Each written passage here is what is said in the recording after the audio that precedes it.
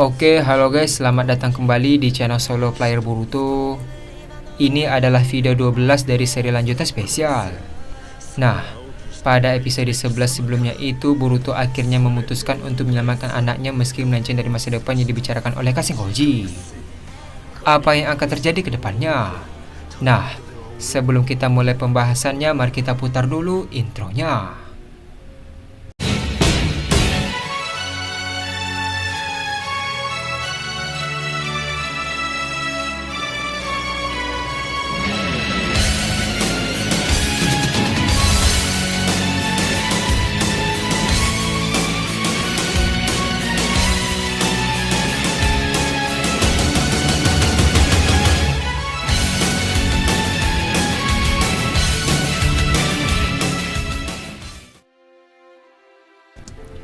Adegan dimulai dengan memperlihatkan Boruto yang merebut Saruto dari tangan Zeno.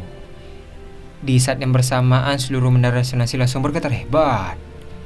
Karena hal tersebut, cahaya sebelumnya stabil mulai berkedip dan grafik sistem loncat liar. Adegan pun beralih ke Boruto yang memeluk Saruto dengan erat. Terlihat Boruto menggunakan kekuatannya untuk membuat Saruto bernapas. Tak lama setelah itu, Boruto menatap Zeno dengan tatapan yang penuh amarah. Boruto berkata, "Aku sudah mendengar semua teorimu tentang dunia, tentang evolusi manusia, tentang ancaman yang mungkin datang suatu hari nanti. Tapi kamu membuat satu kesalahan besar ketika memikirkan semua itu. Kau melihat manusia hanya sebagai bagian dari sistem, seperti angka dalam penelitianmu.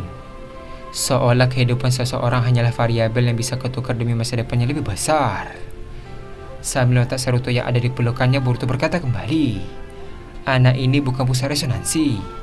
Dia bukan simpul cakra dunia.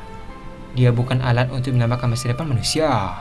Dia hanya seorang anak yang baru belajar berjalan, yang bahkan belum tahu seperti apa dunia ingin kau ubah." Setelah mengatakan hal tersebut, Boruto menatap Zeno dengan tatapan yang tajam dan berkata, "Jika masa depan dunia harus dibangun dengan cara seperti ini, maka masa depan itu tidak layak diperjuangkan." Mendengar perkataan Boruto, Zeno tiba-tiba terdiam dan tidak bisa menjawab. Terlihat dia hanya menatap Boruto dengan cukup lama. Karena hal tersebut, Zeno merasa sesuatu terasa familiar. Terlihat Zeno melakukan ikat kepala Konoha dari dalam bajunya. Tak lama setelah itu, Zeno terus memandangi benda tersebut cukup lama. Setelah selesai, Zeno berbicara pelan dan berkata, "Kau berbicara dengan keyakinan yang sama seperti seseorang yang pernah kau kenal." Adegan pun beralih ke flashback Zeno di waktu kecil. Terlihat angin dingin berhembus melewati desa kecil hampir hancur. Di sisi lain diperlihatkan rumah-rumah yang terbakar serta asap hitam yang naik ke langit. Adegan pun beralih ke Zeno kecil yang berjalan di jalan desa yang dipenuhi puing dan mayat. Selama berjalan, matanya kosong tanpa tujuan yang jelas. Sementara itu, dia juga melihat shinobi yang bertarung dan melihat warga sipil yang tidak bisa melindungi diri mereka. Di tengah kekacauan itu, seorang anak laki-laki berdiri di dekatnya. Terlihat anak itu memakai ikat kepala Konoha yang masih terlalu besar untuk kepalanya. Tak hanya itu saja, anak itu adalah satu-satunya orang yang masih tersenyum di tempat yang penuh kehancuran. Tak lama setelahnya, anak itu menepuk bahu Zeno kecil dan berkata, "Aku tahu pemandangan seperti ini membuatmu berpikir dunia ini sudah rusak sepenuhnya. Tapi guruku di Konoha selalu mengatakan sesuatu yang aneh.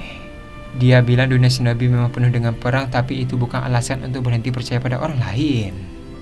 Dia bilang selama masih ada orang yang mau berdiri dan melindungi orang lain, dunia ini belum selesai. Bahkan kalau desa kita hancur sekalipun, selama kita masih hidup, kita bisa bangun sesuatu yang baru dari sisa-sisanya."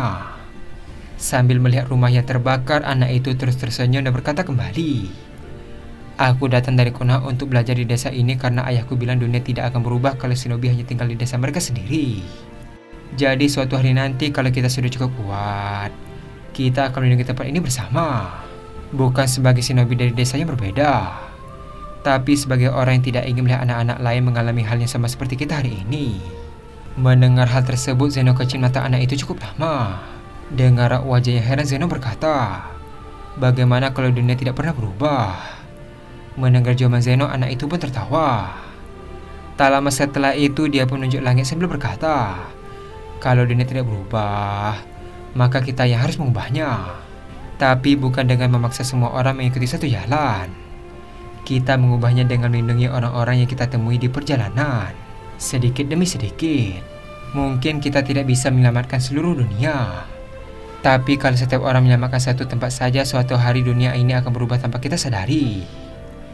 Sambil tersenyum, anak itu melanjutkan perkataannya. Dan kalau suatu hari kau lupa tentang semua ini, ingat saja satu hal.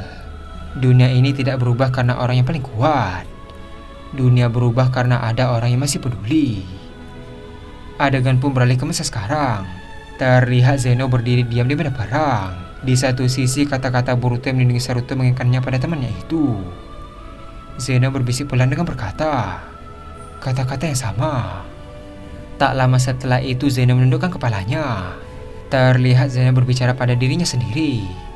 Zeno berkata, aku selalu berpikir dunia ini terlalu rapuh, terlalu lambat berubah, terlalu mudah dihancurkan oleh ancaman dari luar. Aku percaya satu-satunya cara menyelamatkan manusia adalah dengan memaksa mereka berubah, mempercepat evolusi mereka sebelum dunia benar-benar runtuh. Tak lama setelah itu Zeno melihat Naruto dan berkata kembali, tapi melihatmu berdiri di depan anakmu seperti itu, aku akhirnya menyadari sesuatu. Sambil menutup mata Zeno melanjutkan perkataannya, perubahan yang dipaksakan bukan evolusi, itu hanyalah bentuk lain dari kehancuran. Setelah mengatakan hal tersebut, Zeno berjalan ke panel kontrol sistem. Melihat kejadian itu, Naruto dan kawan langsung waspada. Ketika sudah sampai, Zeno mulai mematikan sistem resonansi. Zeno berkata, sistem ini tidak akan berhenti dengan sendirinya. Jika resonansi terus berjalan, jaringan cakra dunia akan rusak permanen. Terlihat Zeno menekan panel terakhir dan berkata kembali, jadi biarkan aku yang mengakhirinya. Tiba-tiba semua menara berhenti bersinar dan langit kembali gelap. Akhirnya resonansi pun berhenti. Sambil tersenyum Zeno berkata, kau mungkin tidak menyadarinya, tapi kau baru saja melakukan sesuatu yang tidak pernah berhasil dilakukan oleh siapapun sebelumnya. Mendengar hal tersebut, Boruto menatapnya tanpa melakukan satu kata pun. Zeno melanjutkan perkataannya, kau mengubah seseorang yang sudah terlalu jauh tersesat. Tak lama setelah itu Zeno menatap Naruto dan berkata, jaga anak itu baik-baik. Dunia masa depan mungkin akan bergantung pada generasi seperti dia. Adegan pun beralih ke rumah keluarga Uzumaki. Terlihat lampu rumah menyala dengan hangat. Setelah pertempuran panjang di Amagakure, akhirnya semua kembali ke desa Konoha. Di sisi lain, Naruto sudah tertidur di ruang tamu diselimutikan yang tipis. Dengan tubuh yang normal kembali, Sarada duduk di dekatnya dan mulai serambut anak mereka dengan lembut. Adegan pun beralih memperlihatkan Naruto yang berdiri dekat jendela sambil tersenyum. Di sisi lain, Sasuke bersandar di dinding dengan tangan terlipat. Sementara Kawaki dia duduk di lantai dan masih diam seperti biasa. Terlihat atmosfer rumah terasa jauh berbeda dibanding medan perang sebelumnya. Untuk pertama kalinya setelah semua yang terjadi, semua orang bisa bernapas lega. Adegan pun beralih ke Boruto yang berdiri di depan jendela. Tak lama setelah itu, Sarada berjalan mendekatinya. Sarada berkata, saat sensor desa mengatakan Naruto tiba-tiba menghilang, aku hampir kehilangan kendali. Sebagai Hokage, aku tahu aku harus tetap tenang dan berpikir rasional. Tapi sebagai seorang ibu, rasanya seperti dunia runtuh dalam satu detik. Aku terus berpikir, bagaimana jika aku tidak pernah melihatnya lagi. Sambil menatap Naruto yang tertidur, Sarada melanjutkan perkataannya. Selama ini aku selalu percaya bahwa dunia shinobi sudah berubah, bahwa generasi kita berhasil menciptakan masa depan yang lebih damai dari masa lalu. Tapi hari ini aku sadar, ancaman selalu muncul dari tempat yang tidak kita duga. Dan mungkin kita tidak akan pernah benar-benar bebas dari itu. Tak lama setelah mengatakan hal tersebut, Sarada menoleh ke Boruto dan berkata kembali, tapi melihatmu berdiri di sana tadi, melindungi Naruto tempat aku sadar satu hal. Terlihat Sarada pun tersenyum dan berkata, aku beruntung memilikimu Boruto. Mendengar hal tersebut, Boruto pun tertawa dan membalas, sejujurnya aku hampir membuat keputusan yang sangat buruk hari ini. Ada seseorang yang mengatakan padaku bahwa ada masa depan di mana Naruto harus mati, dan bahwa kematian itu akan menyelamatkan dunia. Untuk sesaat, aku benar-benar mempertimbangkannya. Dengar wajah yang serius, Boruto berkata kembali, aku mencoba meyakinkan diriku sendiri bahwa itu hanya pengorbanan kecil dibandingkan masa depan dunia. Tapi ketika aku melihat Saruto berdiri dan di depan ada bahaya, semua alasan itu langsung terasa kosong. Aku sadar bahwa tidak peduli seberapa besar dunia ini, tidak ada masa depan yang layak jika aku harus mengorbankan anakku sendiri untuk mencapainya. Sambil memandang serada, Boruto melanjutkan perkataannya. Kalau dunia ini benar-benar menghadapi ancaman besar di masa depan, maka kita akan melawannya bersama. Tapi aku tidak akan pernah membiarkan anakku menjadi harga yang harus dibayar. Adegan pun beralih ke Sasuke. Terlihat Sasuke yang sejak tadi diam akhirnya berbicara. Sasuke berkata, keputusanmu mungkin akan mengubah masa depan dengan cara yang tidak bisa kita prediksi. Mendengar hal tersebut, semua orang pun langsung menoleh ke arah Sasuke. Sasuke melanjutkan perkataannya. Dulu aku percaya bahwa dunia bisa diubah dengan satu tindakan besar. Satu keputusan yang memaksa semua orang berjalan ke arah yang sama. Tapi setelah semua yang terjadi, aku menyadari bahwa masa depan tidak pernah dibentuk oleh satu orang saja. Sambil menatap Boruto, Sasuke berkata kembali, hari ini kau memilih menjadi seorang ayah, bukan sekadar shinobi. Dan mungkin keputusan itu akan menciptakan masa depan yang tidak pernah dilihat oleh siapapun sebelumnya, termasuk oleh orang yang bisa melihat masa depan. Tak lama setelah itu, tiba-tiba pintu rumah terbuka pelan. Terlihat sosok berjubah berdiri di depan pintu. Ternyata itu adalah Kashin Koji.